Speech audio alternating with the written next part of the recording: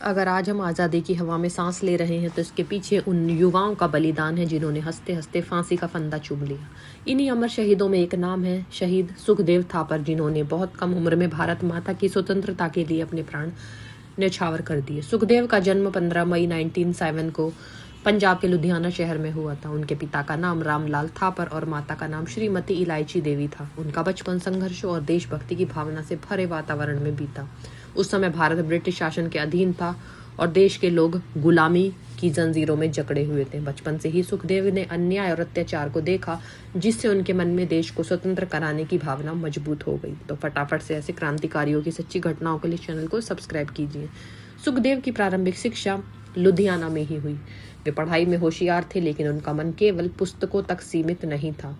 वे समाज की समस्याओं और देश की स्थिति को लेकर बहुत गंभीर रहते थे। युवावस्था में ही क्रांतिकारी विचारों से प्रभावित हुए और भारत को आजाद कराने के लिए संघर्ष का रास्ता चुना।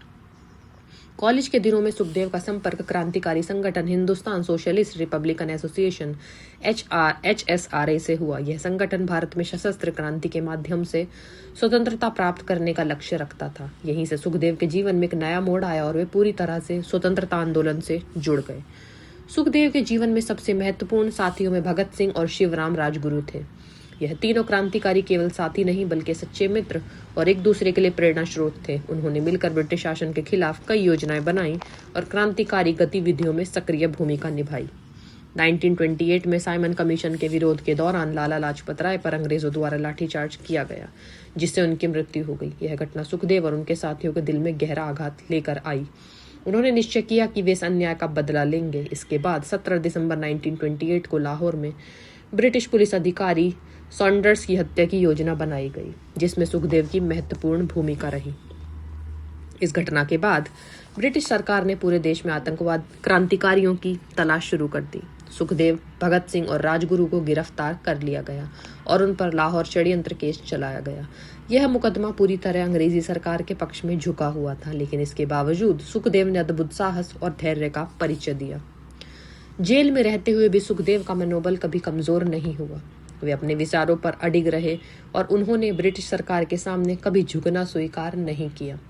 उनका विश्वास था कि स्वतंत्रता केवल संघर्ष और बलिदान से ही प्राप्त की जा सकती है।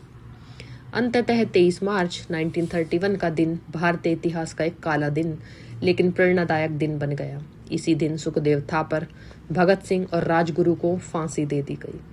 इन तीनों वीरों ने हंसते हंसते अपने प्राणों का बलिदान दे दिया और इनकलाब जिंदाबाद का नारा इतिहास में अमर कर दिया। सुखदेव थापर का जीवन हमें यह सिखाता है कि सच्ची देशभक्ति केवल शब्दों में नहीं बल्कि कर्मों और बलिदान में होती है। उन्होंने बहुत कम उम्र में जो साहस और समर्पण दिखाया, वह आज भी हर भारतीय के लिए प्रेरणा का स्रोत है। आज सुखदेव थापर को भारत के महान शहीदों में सम्मानपूर्वक याद किया जाता है। उनका नाम भारतीय स्वतंत्रता संग्राम के उन नायकों में शामिल है जिन्होंने अपने जीवन की परवाह किए बिना देश को आजाद कराने का सपना देखा और उसे साकार करने के लिए अपने प्राणों की आहुति भी दे दी। इसी प्रकार शहीद सुखदेव थापर का जीवन हर युवा को यह संदेश देता है कि यदि लक्ष्य देश की स्वतंत्रता और सम्मान हो तो कोई भी बलिदान बड़ा नहीं होता। तो जाइए ऐसे ही सच्चे क्रांतिकारियों से जुड़ने के लिए आज ही इस चैनल को सब्सक्राइब कीजिए।